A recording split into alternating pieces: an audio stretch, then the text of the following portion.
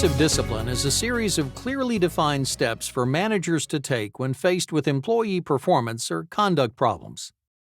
Each step is designed both as an opportunity for managers to correct performance problems and to protect themselves and their organizations from litigation.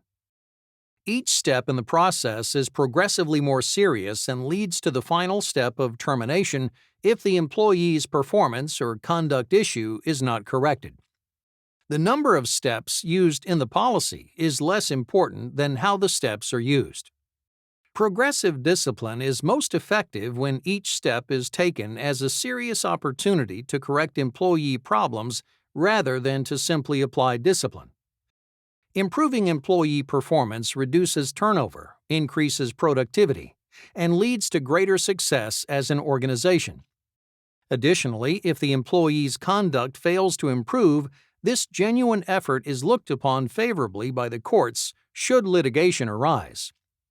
A successful progressive discipline policy starts with clearly defined policies, rules, and performance standards.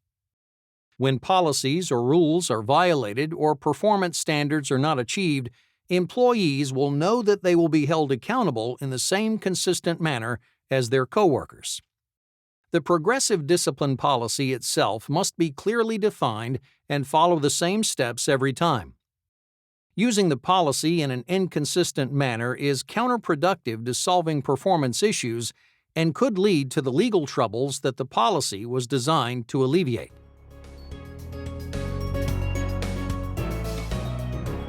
Thoroughly documenting every step of the progressive discipline process is essential. Early in the process, documentation can be less formal and recorded in a performance log or journal. A performance log is a journal of employee performance. The log can be in electronic or paper form, and each entry must be marked with a date and a time. For instance, if the performance issue is chronic tardiness, managers should document each time an employee is tardy and each time that employee was given a verbal warning for that tardiness.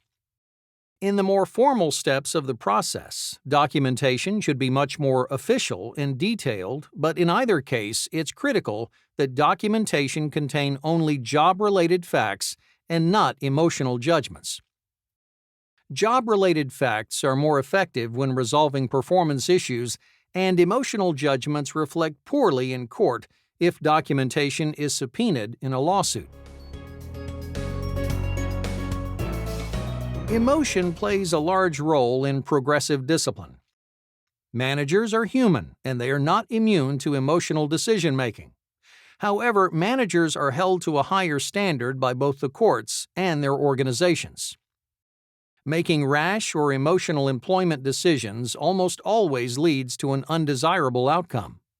An effective progressive discipline plan hinges on staying calm and following procedure. Managers must keep to the plan and avoid emotionally charged language. By using job-related observable facts and remaining calm, managers can avoid many of the pitfalls that often accompany the process.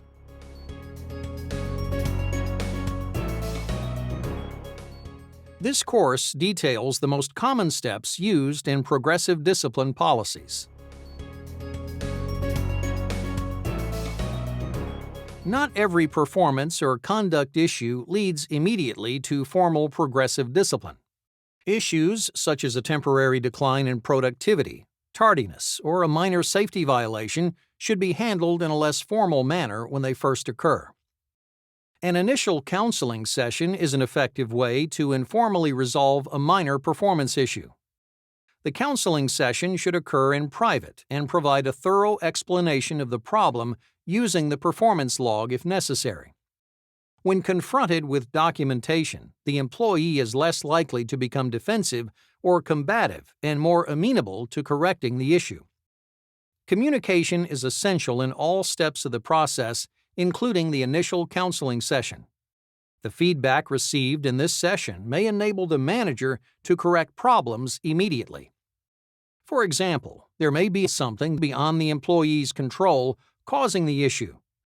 For instance, tardiness might be caused by a sick family member or a transportation issue which is only temporary.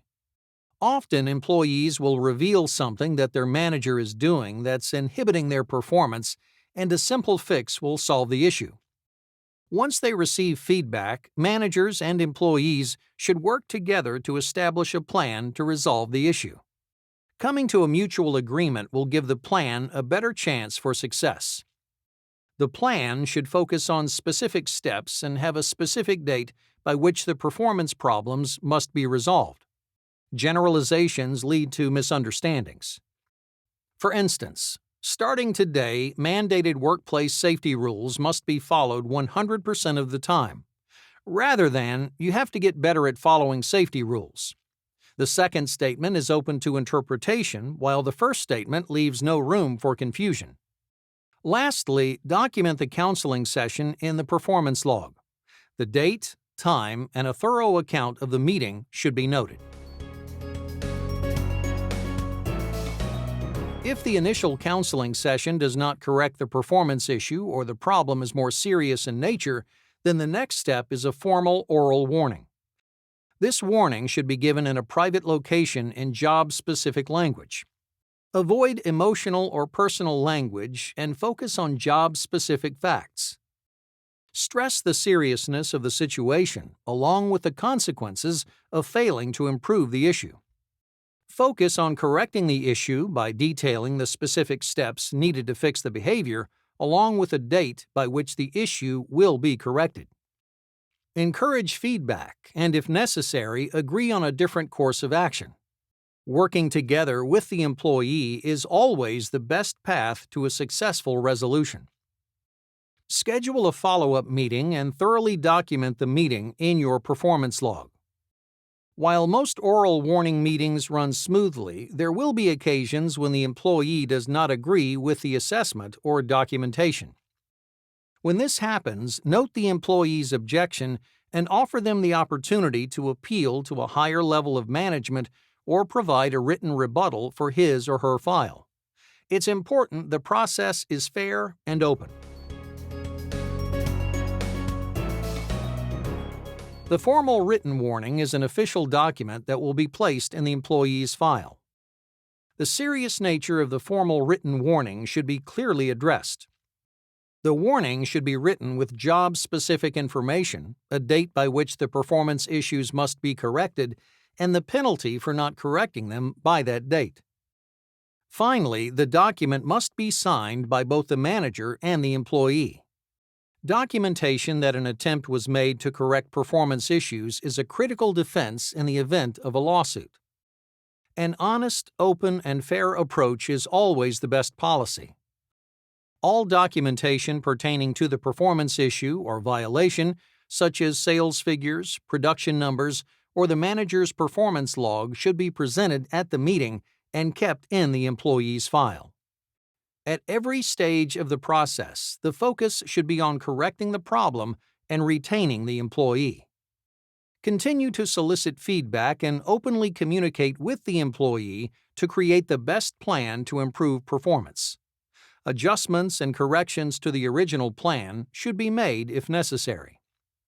Lastly, give the employee a copy of the formal written warning and allow the opportunity to appeal to a higher level of management and to provide a written rebuttal for their personnel file.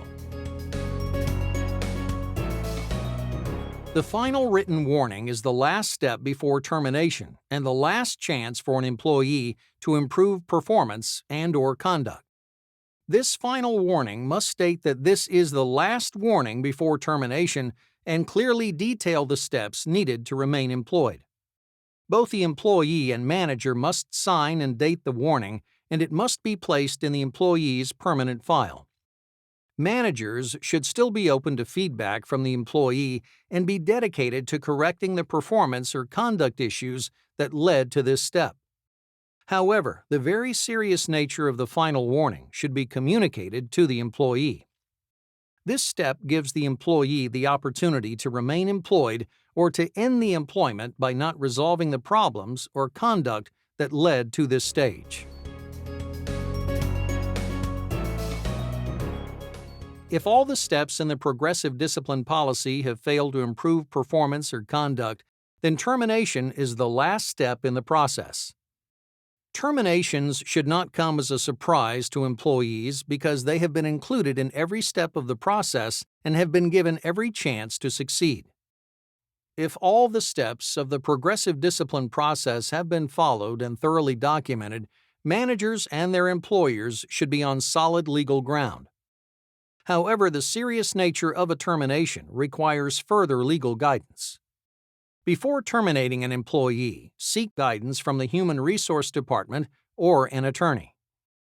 When possible, a termination meeting should occur early in the day and early in the week so that you're available to answer questions and provide documentation.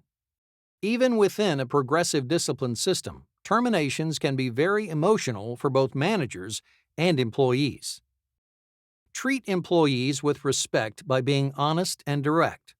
Inform them of the termination immediately and explain the reasons for the termination with as few words as possible. Managers must avoid emotion and keep the meeting focused on job-related facts. While the employee may act emotionally, managers cannot. End the meeting by sincerely thanking the employee for their contributions and then give them some time to collect themselves. By treating the employee with respect throughout the process, lawsuits, violence, revenge, and other negative outcomes are greatly reduced. Even when an employer utilizes a progressive discipline policy, there are times when employees may be terminated immediately. For instance, when employees have engaged in egregious activities such as gross negligence, theft, fraud, embezzlement, drug use, or other illegal activities, then the progressive discipline process does not need to be engaged. Following consistent progressive discipline procedures is critical to effective management. Employees are an expensive and vital investment, and taking the time to correct problems is a far more cost-effective strategy than a quick termination. The object of any progressive discipline policy is first and foremost to correct performance issues and develop high-performing employees. However, by following the steps of the process, managers also protect themselves and their organizations from legal liability.